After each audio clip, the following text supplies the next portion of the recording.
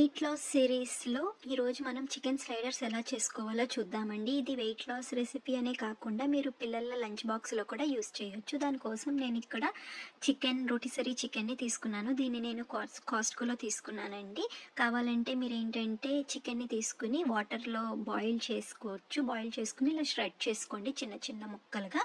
So shred చేసుకుని పక్కన పెట్టుకున్న తర్వాత ప్యాన్లో కొంచెం లైట్గా ఆయిల్ వేసి గార్లిక్ అండ్ పచ్చిమిరపకాయలు వేసి బాగా ఫ్రై చేసుకున్న తర్వాత క్యాప్సికమ్ ముక్కల్ని మీకు నచ్చిన కలర్స్ నేను ఇక్కడ గ్రీన్ అండ్ రెడ్ యూస్ చేసుకున్నాను. ఇంకా కొంచెం సాల్ట్ వేసి కొంచెం సాఫ్ట్ అయ్యేంత వరకు కలుపుకోండి.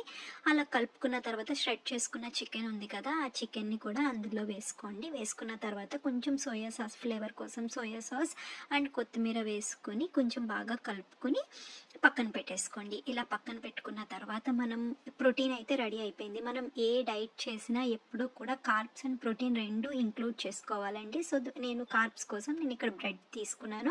ఆ బ్రెడ్ని ప్యాన్ మీద టోస్ట్ చేసుకున్నాను. జస్ట్ ఆయిల్ ఏంటంటే స్ప్రే చేసుకున్నాను అంతే. ఇలా టోస్ట్ చేసుకున్న తర్వాత దీన్ని తీసి పక్కన పెట్టుకోండి. పక్కన పెట్టుకున్నాక ఇది 3 పీసెస్ కింద కట్ చేసుకున్నాను.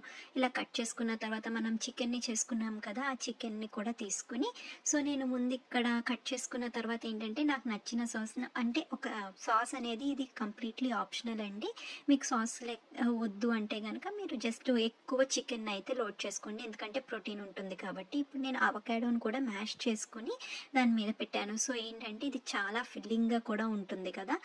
సో నేను ఇలా 2 బన్స్ని అయితే ఇలా చేసుకున్నాను. ఇప్పుడు నేను లంచ్ బాక్స్కి కూడా మంచిది బాగుంటుంది అన్నాను కదా. సో లంచ్ బాక్స్ కోసం సాస్ ఏం వేయకుండా చికెన్ అండ్ చీజ్ వేసి ప్యాన్ మీద చీజ్ మెల్ట్ అయ్యేంత వరకు నేను టోస్ట్ చేశాను. చూసారు కదా, ఇప్పుడు అయిపోయింది. ఎంతోసేపు అవసరం లేదండి. చూసారు కదా ఎంత బాగుందో. Please like, share and subscribe.